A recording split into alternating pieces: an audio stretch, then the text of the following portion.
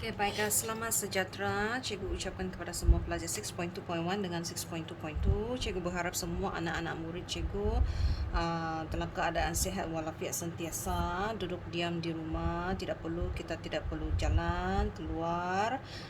Kita masih teruskan semangat wajah kita untuk meneruskan pelajaran dan akademik dengan sebaiknya. So sebelum ni kita telah lihat graf bar compound, komponen, bar memesong tunggal, bar memesong berkelompok dan bar gabungan. So hari ini, minggu ini cikgu akan masuk semula ke dalam bahagian graf. Kita akan habiskan graf bar yang terakhir. Seperti mana yang kamu nampak, hari ini kita akan lukis jadual dan graf bar piramid lah. So, piramid di sini ni ada dua jenis. Satu piramid bar compound yang dengan kata kuncinya bilangan, ya. Kalau dia tidak ada perkataan jumlah tu, maka dia akan jatuh kepada bar compound lah. Tapi kalau dia ada perkataan jumlah total keseluruhan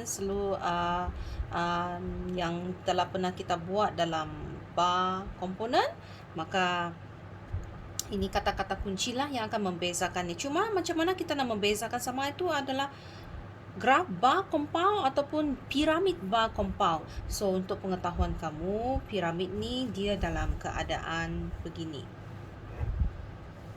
Buku lama, silibus lama, dia gunakan istilah bar cermin, ya, bar berpasangan, ya. Ada yang dia dalam bentuk begini, dia panggil ini sebagai bar yang berpasangan, ya. So ini adalah bar piramid dalam erti kata yang sebenar. Sedang cikgu lukis ini adalah bar piramid compound, di mana dia punya bar tidak boleh melekat dengan paksi X. Lepas tu dia ada paksi X kiri, paksi X kanan. Dia ada dua label paksi Y di atas. So selepas ni kita akan lukis, ya. Belajar macam mana nak lukis. Sebelum tu kita kenal pasti dulu macam mana kata kunci ataupun bentuk soalan piramid bar compound. 1. A. Harus mempunyai 3 pemboleh ubah dalam soalan. Contohnya, sediakan soalan untuk menunjukkan bilangan tenaga buruh di Sabah dan Sarawak ikut kumpulan umur antara tahun X dan tahun Y. So, dia ada 3 pemboleh ubah di sini.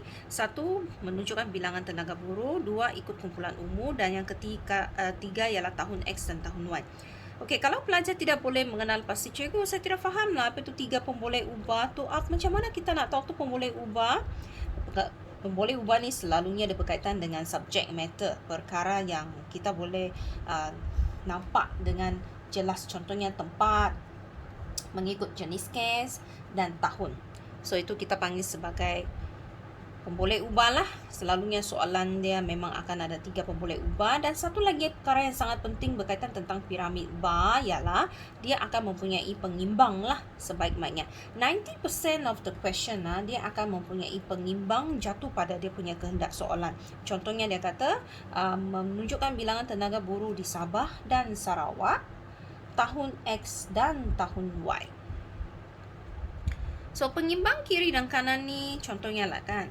Kita boleh letak Sabah, Sarawak di sebelah kiri, dan sebelah kanan.